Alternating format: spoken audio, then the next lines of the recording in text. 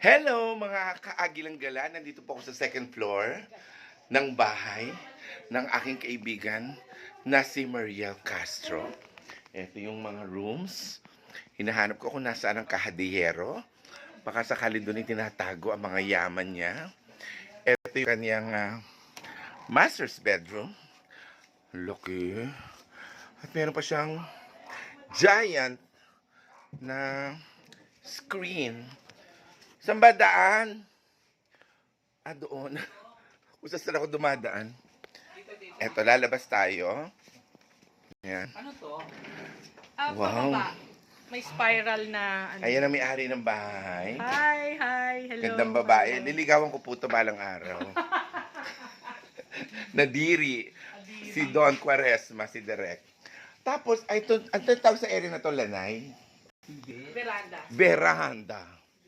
Tapos yan, Yan overlooking. ang easement Ilang natin. square meter yung lupa? Overlooking, ang laki. Ang laki ng house mo, Mariel. Bongga. Ang laki. Ang malaki. No, maganda pagkakagawa. Kanya na raw yung ano. Eastment. Ano gagawin natin doon sa Eastment? Bakit pa ako magpa-farm, di ba? Ayan ang easement. Magtanim ka ng puno, ayan o. Makakapagtanim mo yung ganyan kaganda, Diyos ko. Mag-ani ka na lang. Ikaw nga nakakapagtanim ka. Siyempre, maganda ako.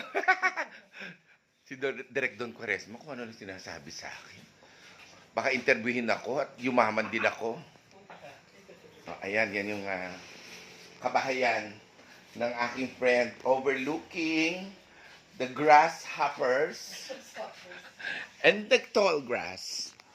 Diba? Ang sarap. Nakakatuwa po pagka po meron kayong kaibigan na naging successful sa buhay at naging masinop at nalakan ako ng pinto. Paano ba to? Naging masinop sa buhay. Ayun, yung kumbaga, ito yung kanyang mga naging pinaghirapan. Nakakatuwa po. Kaya lahat po tayo, sana matutong mag-impok para meron patutunguhan yung ating mga pinaghirapan. Yan ang kanyang kwarto. Diyos ko, kay babaeng tao, ang gulo-gulo ng kwarto. Joke. Siyempre, kadarating lang kasi niya. Ayan. So, ito na. Yan yung kanya. Ito yung may isa pang room pala. Ito ang guest room. Hindi naman, wala namang nothing special. Ay, parang dito ako matutulog tonight. May veranda dito. Ano? Oo.